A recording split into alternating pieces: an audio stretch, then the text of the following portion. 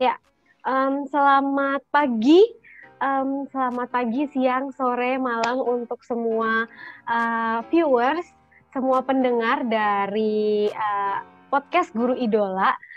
Kembali lagi bersama kami di Pilar PKBI Jawa Tengah dalam segmen Podcast Guru Idola. Nah, apa nih sebenarnya Podcast Guru Idola? Ini adalah media sharing session, media berbagi bersama yang Pilar PKBI Jawa Tengah adakan karena melihat pandemi ini banyak penyesuaian terutama di sistem pembelajaran, dan sekarang di sekolah aja pembelajaran daring, kita juga sharing session bisa daring dong.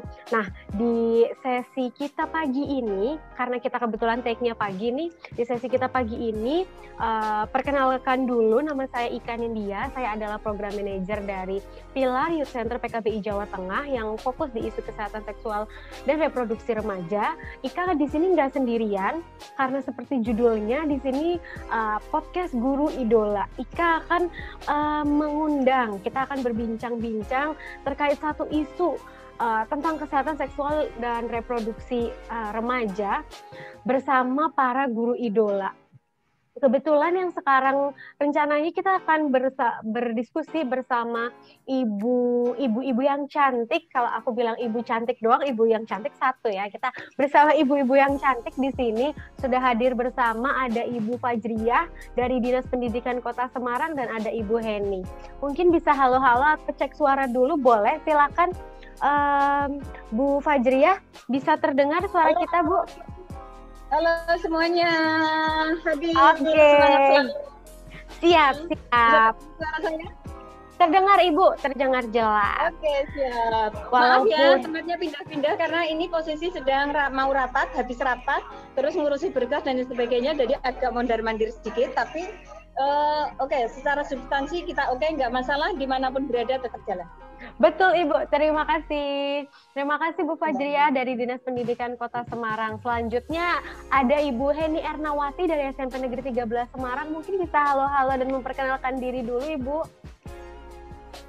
Halo Ika dan Bu Fajri, selamat pagi, selamat siang, selamat sore semuanya, juga Mas Alan. Selamat pagi. Semoga semuanya selalu dalam keadaan sehat. Baik, terima kasih Bu Heni dan Bu Fajri. Di sesi kita pada hari ini kita akan membahas apa sih? Karena tadi Bu Fajriah dan Bu Heni ini semangat-semangat banget. Kita hari ini akan membahas sesuatu yang semangat juga nih. Sejak 2018, Pilar PKBI Jawa Tengah bekerja sama dengan Dinas Pendidikan Kota Semarang mengimplementasikan pendidikan kesehatan reproduksi dan seksualitas untuk remaja di jenjang SMP.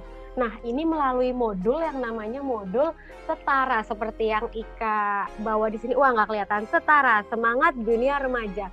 Ada untuk jenjang usia kelas 7 dan ada untuk kelas 8.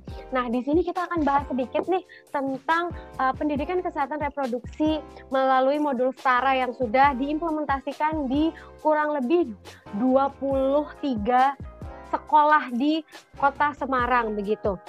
Nah, di sini yang pertama Ika mau tanyakan mungkin ke Bu Fajriah dulu ya Bu, sebagai perwakilan dari Dinas Pendidikan Kota Semarang. Nah, Bu Fajri, kenapa sih akhirnya kok yakin, bukan yakin ya, waktu itu ketika PKBI di Jawa Tengah datang, Ibu ini loh ada modul isinya tentang pendidikan kesehatan reproduksi dan seksualitas. Jeng-jeng, kenapa akhirnya Bu Fajri mau baca, terus akhirnya mau mendukung program dan sekarang fokus nih terus mendukung implementasi program pendidikan kesehatan reproduksi dan seksualitas ini, bahkan rencananya akan diperluas Bu. Silakan Bu Fajriah. Oke, siap. Terima kasih Mbak Ika. Assalamualaikum warahmatullahi wabarakatuh. Waalaikumsalam Ibu. Teman-teman semua yang hadir di sini, yang saya cintai dan saya banggakan tentunya. Alhamdulillah, kita bertemu walaupun secara virtual dan mudah-mudahan semuanya dalam keadaan sehat walafiat. Terima kasih Mbak Ika, saya diperkenankan untuk bercerita terkait dengan apa dan bagaimana sejarah tentang pendidikan kesehatan reproduksi dan seksualitas yang diimplementasikan di Kota Semarang nih. Luar biasa sekali, karena memang perjuangannya tidak sedikit, bahkan sampai berdarah-darah guys. Untuk bisa mendapatkan rekomendasi dari kami, Dinas Pendidikan Kota Semarang, PKBI tidak semata-mata datang langsung kita berikan rekomendasi, tidak seperti itu. Karena apapun yang diimplementasikan di satuan pendidikan, itu harus kita cek dulu nih, kita harus pelajari dulu modulnya isinya seperti apa. Kita nggak mau memberikan rekomendasi secara cuma-cuma tanpa mengetahui isi dari modul tersebut. Kemudian PKBI Jawa Tengah kami hadir untuk fasilitasi terkait dengan modul tersebut. PKBI datang ke kami membawa modul tersebut. Berilah kami kesempatan untuk mempelajari terlebih dahulu. Kita baca terlebih dahulu, kita pelajari, kemudian kita diskusikan bareng-bareng dengan pihak PKBI. Kemudian akhirnya banyak hal yang perlu diperbincangkan dan akhirnya disepakati, kita izinkan, kita rekomendasikan untuk pendidikan kesehatan reproduksi dan seksualitas ini untuk bisa diimplementasikan di Kota Semarang. Dan kenyataannya, dari pertama kita implementasikan tentang pendidikan KESPRO ini di satuan pendidikan, pendampingan, monitoring, evaluasi, bahkan penelitian dilakukan. Yang dari semuanya itu, hasilnya semuanya adalah mengarah ke hal yang positif, bahwa ini adalah penting disampaikan.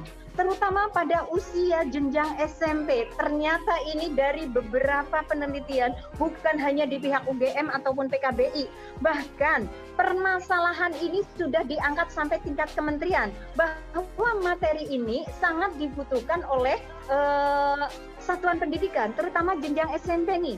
Yang sangat tepat untuk pendidikan ini adalah di jenjang SMP untuk menyiapkan generasi-generasi yang siap untuk menghadapi dunia. Karena dengan pendidikan KESPRO ini, yang ada di modul setara ini, kita menyiapkan nih siswa-siswa kita nih, paling tidak mengetahui nih perkembangan apa yang ada pada diri kita. Kemudian bagaimana perawatannya, bagaimana untuk menghadapinya, bagaimana untuk menghadapi masyarakat, dan lain sebagainya. Yang paling penting adalah bagaimana untuk menghadapi pergaulan yang pada masa sekarang ini cukup luar biasa tantangannya.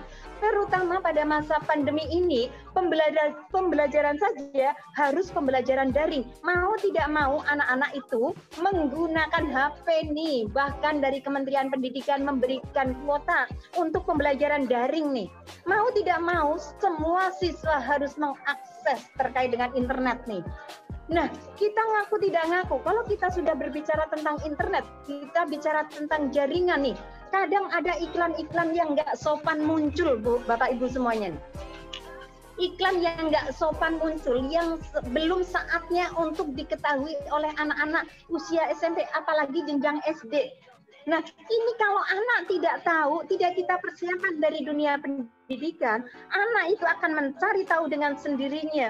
Kemudian tutul mencari tentang apa dan bagaimana tentang iklan yang lewat tersebut. Nah, ini bahayanya, bahaya sekali. Maka korban-korban yang terjadi, misalnya kekerasan seksual, kemudian pernikahan dini ataupun kejadian hamil di luar nikah, itu adalah karena ketidaktahuan. Kemudian anak uji coba nih, aduh hal seperti itu, coba-coba guys, aduh bahayanya luar biasa.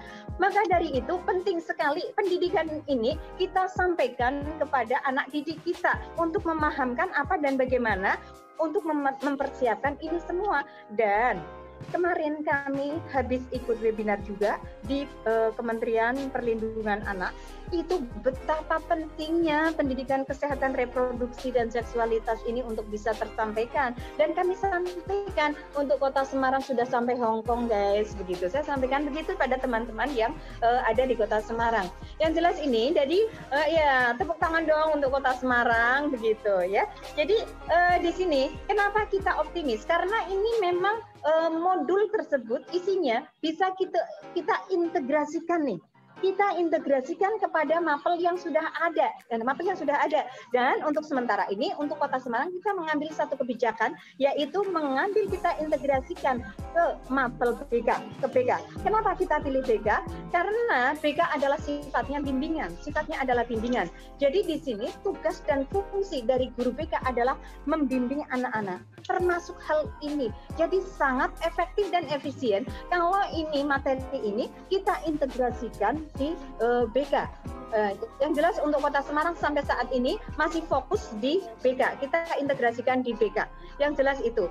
Kami mengajak teman-teman guru di semua satuan pendidikan nih, jangan ada keraguan sedikit pun terkait dengan mengimplementasikan hal ini. Ya. Kalau sepintas orang melihat kalimatnya, judulnya itu adalah sesuatu yang tabu. Tetapi kalau tabu itu kemudian di hidden, di silent, kemudian tidak diberi pendidikan ke anak-anak, itu jauh lebih berbahaya guys daripada tidak kita berikan. Kita berikan itu adalah untuk mempersiapkan anak-anak memahami perkembangan diri, menyambut masa remaja, bagaimana untuk merawatnya,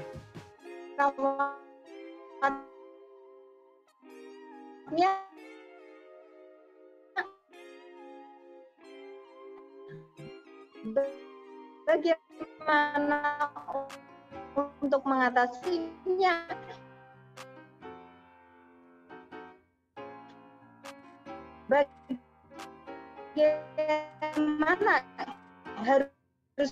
bagaimana inilah yang kita hindari. Maka kami sangat berharap nih dengan materi ini, dengan modul ini yang kita integrasikan di BK, kami integrasikan di BK ini, kami harap nih paling tidak pencegahan pernikahan. Yang kedua, mencegah kehamilan di luar nikah. Yang ketiga, anak lebih bisa mengatur diri dalam pergaulan baik di sekolah maupun di masyarakat. Yang keempat, bahwa anak itu mengetahui tentang perkembangan dirinya terkait dengan perubahan dari masa anak-anak ke masa remaja. Ini kalau sampai tidak ada pendidikan terkait dengan itu, bahaya sekali anak-anak akan ketidakpahaman tentang dirinya. Bisa menyebabkan anak itu minder, kemudian tidak ngerti apa yang harus dia lakukan. Kemudian siap menerima apa yang terjadi perubahan pada dirinya. Yang jelas itu. Ini di antara manfaat-manfaat dari kita implementasikan pendidikan yang berasal dari modul setara ini di dalam pendidikan di jenjang SMP yang sudah kita lakukan. Karena pentingnya ini nih, dengan kemarin habis webinar bahkan tingkat kementerian, ada 3 kementerian bahkan, yang mengharapkan bahwa pendidikan kesehatan reproduksi dan seksualitas ini benar-benar tersampaikan kepada anak didik kita. Maka dengan ini kami tidak ada keraguan sedikit pun untuk mengembangkan ini. Tetapi sekali lagi, maaf kami terkendala dengan anggaran juga, ya, terkendala dengan anggaran juga. Jadi andaikan ini tanpa anggaran kita bisa melanglang buana untuk bisa mengembangkan tentang materi ini, tentang implementasi tentang Kesler ini. Yang jelas itu. Tapi paling tidak dari sekolah-sekolah yang sudah menjadi piloting, yang sudah mengimplementasikan, itu manfaatnya luar biasa. Sedangkan kendala di sana sini itu hal yang wajar. Di antaranya kendalanya itu adalah satu, banyak dari unsur yang ada di satuan pendidikan mendengar, melihat materi hal ini itu adalah sesuatu hal yang lah kok di pihak sekolah, masyarakat itu saja materinya, substansi materinya. Kalau kita mendengar pepatah mengatakan tak kenal maka tak sayang, barangkali itu ada di sini.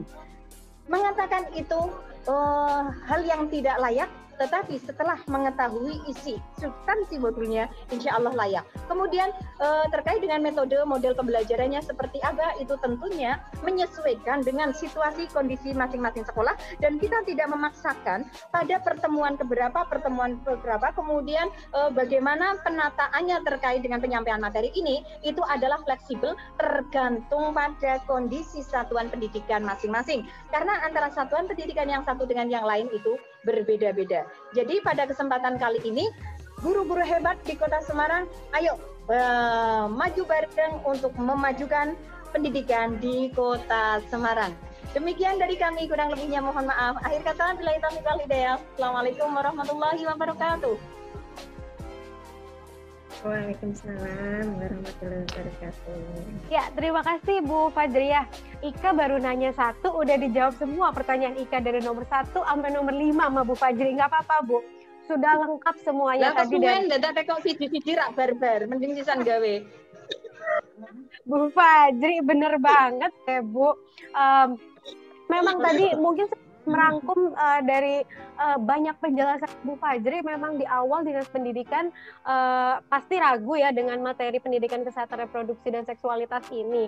Namun dengan adanya berbagai pertemuan, mengkaji materi dari modulnya seperti apa dan juga disesuaikan, diintegrasikan di salah satu mata pelajaran, yaitu di mata pelajaran bimbingan dan konseling, akhirnya bisa diimplementasikan. Kemudian Dinas Pendidikan juga melihat bagaimana proses implementasi di kelas, bagaimana evaluasi baik dari guru, dari siswa, dan juga dari lingkungan sekolah. Itu yang akhirnya membuat yakin Dinas Pendidikan Kota Semarang bahwa ini layak untuk diimplementasikan di jenjang pendidikan SMP begitu. Kurang lebihnya seperti itu. Nah, mumpung ada Bu Heni juga nih di sini. Bu Heni kan salah satu guru yang sudah dilatih, yang sudah niatnya mengimplementasikan lengkap ya Bu. Cuma jeng-jeng terkendala pandemi gitu ya Bu. Jadinya waduh, gimana nih implementasinya? Nah, mungkin Ika mau tahu dulu nih sebelum sampai ke implementasi. Memang iya ya, Bu, pendidikan kesehatan reproduksi ini butuh gitu untuk remaja-remaja SMP, Bu. Mungkin Bu Heni bisa menceritakan, ada nggak sih kasus-kasus yang terkait kesehatan reproduksi dan seksualitas remaja yang terjadi secara general di usia SMP? Silakan Bu Heni. Terima kasih Mbak Ika yang diberikan kepada saya. Selamat pagi Bu Fajri. Wah, luar biasa. Apa yang disampaikan Bu Fajri sudah terangkum semuanya sampai saya speechless nih. Luar biasa untuk Bu Fajri dari Dinas Pendidikan Mbak Ika. Oke, terkait dengan perkenalan dulu ya Mbak Ika. Saya Bu Heni Ernawati dari SMP 13. Kebetulan memang saya sebagai guru ternyata lah ini nek koordinasi langsung lewat tembok kan cedok iki. Betul. Tadi pagi dia lewat untuk Fajri belum berangkat. Masih ada mobilnya. Oh, dengan SMP 13 kok lewat Hongkong ngono gitu lah, harus lewat Wahidin. Oke. Lewat pilar ini. Iya Bu, sekarang semuanya dekat jadi jauh, jauh jadi dekat ya Bu. Iya, judulnya rak cedok. Ini selalu di hati ya. Iya betul. Ini Mbak Ika mempertemukan di udara ini. Oke, iya Mbak nih Ika, Bu. untuk kasus mumpung sempat, silakan Bu. Jadi yang ya. Ini seperti anak-anak itu banyak kasus di BK ya. Contohnya seperti kekerasan ya, ada bullying, kemudian ada namanya anak baru gede ABG ya, masa-masa pertumbuhan organ reproduksi sudah mulai sempurna ya. Nah, ini masa-masa pubertas. Ini anak ada yang sudah mulai mengenal lawan jenis. Semacam kalau istilah mereka itu pacaran gitu ya. Ini sering terjadi, bahkan bisa saja ada juga yang sampai hamil, sampai terjadi kehamilan di luar nikah. Ini usia-usia SMP seperti ini, dan mungkin di Kota Semarang juga di SMP, sekolah-sekolah SMP itu pernah terjadi seperti itu. Nah, ini supaya tidak terjadi, makanya modul setara ini juga harus diberikan, wajib diberikan kepada satuan-satuan pendidikan terutama SMP. Begitu Mbak Ika. Ya betul sih Bu Heni. Seperti yang tadi sudah disinggung sedikit oleh Bu Fajriah, PKBI Jawa Tengah bekerja sama dengan Pusat Kesehatan Reproduksi Universitas Gadjah Mada, kita melakukan penelitian yang longitudinal atau jangka panjang untuk melihat bagaimana dampak pendidikan kesehatan reproduksi dan seksualitas kepada remaja usia 12-13 tahun. Nah, dari data penelitian Global Early Adolescent Study pada tahun 2019 lalu, Ika sedikit bacakan ya nih Bu Fajri dan Bu Heni, hasil yang didapat menunjukkan bahwa remaja usia 12-13 tahun itu masih sangat muda dan telah menghadapi berbagai kekhawatiran yang signifikan di area kesehatan dan juga kesejahteraan. Dan juga nih Bu, remaja khususnya perempuan punya pengetahuan yang rendah tentang kesehatan seksual dan reproduksinya. Makanya tadi sejalan banget nih dengan yang disampaikan oleh Bu Heni dan Bu Fajri. Ini butuh datanya mana. Nah, ini kita punya data bahwa ya memang ternyata ini dibutuhkan begitu ya Bu. Dan juga sedikit membahas nih, tadi Bu Fajri sudah bilang seksualitas, kok anak kecil diajarin seksualitas, apa nggak tabu? Nah gimana nih menurut Bu Heni, apa ini tabu atau enggak? Terus gimana Bu Heni menjelaskan ke siswa, ke orang tua siswa, atau mungkin ke bapak ibu guru yang lain nih, kok anak kecil diajarin apa itu? Nah silahkan Bu. Iya, terima kasih. Dari sudut pandang saya, memang itu penting sekali bahwa sekarang ini anak-anak seperti yang disampaikan oleh Bu Fajri, anak-anak itu sudah mengakses dunia internet ya, dunia maya yang luar biasa bebasnya. Bahkan kalau mereka buka satu klik aja itu bisa muncul tidak sopan lah istilahnya seperti itu ya. Nah di sini kita memang perlu memberikan bimbingan kepada anak-anak tentang organ reproduksi dan seksualitas. Nah, anak-anak juga perlu dipahamkan bagaimana istilahnya apa ya namanya Mbak Ika, kalau dia bisa tahu bagaimana organ reproduksi ini apa ya penting untuk dijaga seperti itu. Jadi untuk anak-anak seusia SMP bahkan SD pun itu perlu juga berikan pendidikan tentang kesehatan. Segitu. SD di sekarang itu sudah semakin bagus ya, anak-anak SD sudah ada yang mengalami yang namanya menstruasi. Nah, seperti itu. Kemudian laki-laki juga anak SD sudah ada yang mengalami yang namanya basah. Nah, ini kalau mereka tidak paham bagaimana memperlakukan mengalami menstruasi, basah, apa yang harus dilakukan. Sementara mereka bertanya kepada orang tua juga takut atau malu kepada nanti malah informasinya salah. Sebaiknya dari guru yang mendapatkan pelatihan tentang kesehatan reproduksi ini seperti itu, Mbak Ika. Ya. Ya, baik Bu Heni, terima kasih atas penjelasannya Bu. Terus untuk materi-materinya nih Bu Heni kan sudah sempat mengimplementasikan nih di masa pandemi ini atau mungkin sebelum pandemi juga. Nah, materi-materinya nih melingkupi apa aja sih Bu? Dan menurut Bu Heni apakah materinya ini memang cocok untuk diajarkan kepada siswa-siswa SMP gitu kan yang sedang mengalami pubertas? Silakan Bu. Iya, Mbak Ika, materi-materi yang ini kan saya istilahnya sekolahan ya, sekolah yang piloting, kemudian termasuk satu sekolah perluasan. Saya sudah implementasikan kepada anak-anak. Kebetulan saya mengambil BK kelas, kemudian kelas 8 seluruhnya. Begitu. Nah, materi untuk kelas 7 yang sudah saya berikan, salah satunya itu adalah aku dan temanku. Kemudian tubuhku berubah. Kemudian aku bahagia. Nah, materi ini saya sesuaikan. Jadi saya tidak sesuai dengan modul setara, hanya saya sesuaikan kebutuhan anak itu apa. Sekolah kami gitu. Kemudian untuk anak kelas 8. Ini karena kelas 8 ya sudah mulai mengenal lawan jenis yang lebih gitu ya, ada istilahnya, bahkan ada yang sudah punya pacar seperti itu, saya mengambil materi atau topiknya perilaku berisiko. Kemudian karena terjadi juga ada yang namanya bullying, sempat ada terjadi bullying, saya memberikan materi juga tentang kekerasan atau bullying. Kemudian cinta dan komitmen, kemudian teman, sahabat, dan pacar. Itu di modul setara sudah ada ya topik-topik itu yang saya ambil.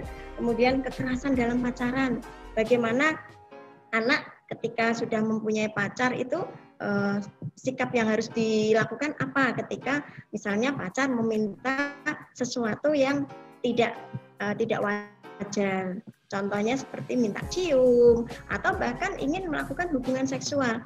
Nah, ini perlu sekali Mbak Ika, karena kalau kami tidak memberikan bimbingan yang pas itu mereka bisa salah melangkah. Begitu Mbak Ika. Ya, terima kasih Bu Heni atas banyak sharingnya tadi ya Bu. Ada topik-topik menarik seperti aku dan tubuhku, teman terkait relasi, kemudian terkait perilaku beresiko yang memang pendidikan kesehatan reproduksi dan seksualitas komprehensif ini spektrumnya lebih luas, tidak hanya meliputi ilmu biologi atau reproduksinya saja, tidak hanya membahas organ reproduksinya saja, tapi lebih luas gitu ya Bu, menyentuh isu perasaan juga, mungkin kecemasannya, kemudian harapannya dari pendidikan kesehatan reproduksi dan seksualitas komprehensif ini bisa memberikan apa ya kalau di sini sebutannya, informasi dan kemampuan bagi remaja untuk memahami perkembangan tubuh mereka serta mengekspresikan batasan pribadi mereka. Begitu Bu harapannya, dan juga sedikit menginformasikan terkait temuan penelitian yang sudah dilakukan bersama UGM tahun 2019 lalu, bahwa betul sekali seperti kata Bu Heni dan Bu Fajri terkait rasa penasaran gitu ya. Semua remaja sekarang punya gadget gitu, dan memang rasa penasaran dan menunjukkan rasa cinta itu adalah alasan yang dilaporkan remaja untuk melakukan hubungan seksual. Nah, harapannya pendidikan kesehatan reproduksi dan seksualitas yang komprehensif ini bisa menjadi satu jawaban rasa penasarannya teman-teman. Oh, kalau pubertas apa sih yang terjadi pada tubuhku, pada mungkin fisik, psikis, sosial, kemudian ketika sudah mulai ada rasa-rasa ingin menjalin relasi, apa yang harus dilakukan? Oh, kalau misalnya berada dalam lingkungan yang beresiko, bagaimana dia harus bertindak? Memang ini spektrumnya lebih luas dan tujuannya betul tadi untuk mencegah kekerasan dalam pacaran, mencegah kehamilan yang tidak direncanakan atau hamil di luar nikah tadi, dan semua ini agar kalau yang lagi ngehit sih bahasanya Indonesia bisa menuai angka bonus demografi yang positif bukan yang negatif, dan memang penting sekali berinvestasi kepada remaja di usia muda. Sepertinya kita sudah menuju ke akhir sesi kita nih. Pertanyaan terakhir dari Ika untuk Bu Heni dan Bu Fajriah. Boleh disebutkan satu kalimat Bu, jangan panjang-panjang tapi kalimatnya ya Bu. Kenapa pendidikan kesehatan reproduksi ini amat sangat penting diberikan untuk remaja? Satu kalimat, jangan panjang-panjang Bu, silakan. Nah, ini nanti dibatasi ngono iki malah terus kangelan aku lagi ngomong. Ya, yang jelas kenapa penting ini disampaikan kepada siswa-siswi, terutama siswa anak-anak yang masa transisi dari perubahan masa anak-anak ke masa remaja. Ini penting sekali mereka dibekali tentang ilmu, tentang ilmu nih, ilmu tentang kesehatan reproduksi dan seksualitas ini yang seperti yang saya sampaikan tadi, materinya untuk mengenali diri. Setelah tahu perkembangan diri, bagaimana untuk menghadapinya nih, tidak panik, tidak minder. Kadang-kadang ada yang menghadapi ini, perubahan ini kemudian minder, panik dan sebagainya. Bahkan ada yang sampai nangis juga. Itu ada, seperti saya dulu. Seperti saya dulu. Yang jelas itu. Jadi ini, kenapa penting? Karena materi ini sangat dibutuhkan oleh anak didik kita. Apalagi kita kalau sudah berbicara tentang bonus demografi, guys, Ini sangat penting sekali, nyambung banget dengan bonus demografi. Kota Semarang, ayo kita berikan yang terbaik, kita siapkan ini. Survei membuktikan ini manfaatnya luar biasa. Jadi kenapa penting? Karena materi ini adalah sangat tepat untuk disampaikan kepada siswa-siswa, terutama jenjang SMP yang jelas pada masa transisi untuk mengenali diri, menghadapi masyarakat, dan semuanya. Begitu. Randuk doa-doa kendak tahu. Oke, terima kasih Bu Fajriah. Memang penting karena bermanfaat begitu ya Bu. Silakan Bu Heni.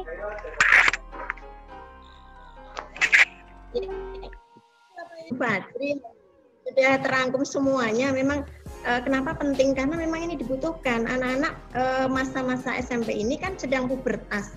Jadi mereka harus mendapatkan informasi yang tepat bagaimana dia memperlakukan organ reproduksinya dan seksualitas. Begitu saja dari saya, Mbak Ika. Oke, baik. Terima kasih Bu Heni dan Bu Fajriah. Tidak terasa sudah sekian menit nih kata teknisi yang bersama kita. Pagi ini kita udah 45 menit lebih nih. Artinya kita sudah di penghujung diskusi kita di podcast Guru Idola ini. Harapannya semua yang menonton dan mendengarkan podcast ini, baik itu Bapak Ibu guru atau mungkin orang tua siswa yang ada di rumah atau mungkin teman-teman remaja yang ngefans nih sama Bu Fajriah dan Bu Heni, harapannya diskusi kita hari ini bisa bermanfaat. Kalau misalnya untuk orang tua nggak takut lagi siswanya, anaknya diajari pendidikan kesehatan reproduksi dan seksualitas yang komprehensif. Untuk teman-teman remaja mungkin yang belum dapat bisa segera mengajukan mungkin ke sekolahnya agar bisa dapat. Dan juga buat para guru yang lain bisa mendukung terus implementasi pendidikan kesehatan reproduksi dan seksualitas komprehensif di Kota Semarang agar kita bisa menciptakan generasi muda yang sehat dan berdaya. Kurang lebih begitu saja dari Ika. Ika di sini mewakili Bu Heni dan juga Bu Fajriah. Mohon maaf jika ada salah-salah kata selama sesi diskusi kita berlangsung. Dan terakhir nih, kalau misalnya Bapak Ibu atau mungkin Bapak Ibu guru, Bapak Ibu orang tua, dan remaja-remaja yang menonton diskusi kita hari ini ada permasalahan yang ingin diceritakan terkait kesehatan reproduksinya, kalau di Pilar Youth Center PKBI Jawa Tengah kita tuh ada layanan konseling online dan offline, kita sebutnya Sobat Sambat. Jadi di sini silahkan bisa bersambat-sambat ria. Kalau misalnya mau langsung bisa janjian, buka aja di Instagramnya Pilar @Pilar_PKBI Jawa Tengah. Di situ bisa langsung kontak untuk melakukan konseling dan juga bisa melalui langsung di hotline-nya Pilar, bisa langsung WhatsApp di 0822 4268 9694. Kurang lebih begitu saja. Terima kasih Bu Heni, Bu Fajriah, dan semua yang mendengarkan diskusi kita hari ini. Semoga tetap sehat, bahagia, sejahtera. Sampai jumpa. Salam setara. Semangat dunia remaja. Terima kasih Bu Fajriah, Bu Heni. Ya, Mbak Ika. Terima kasih Bu Fajri.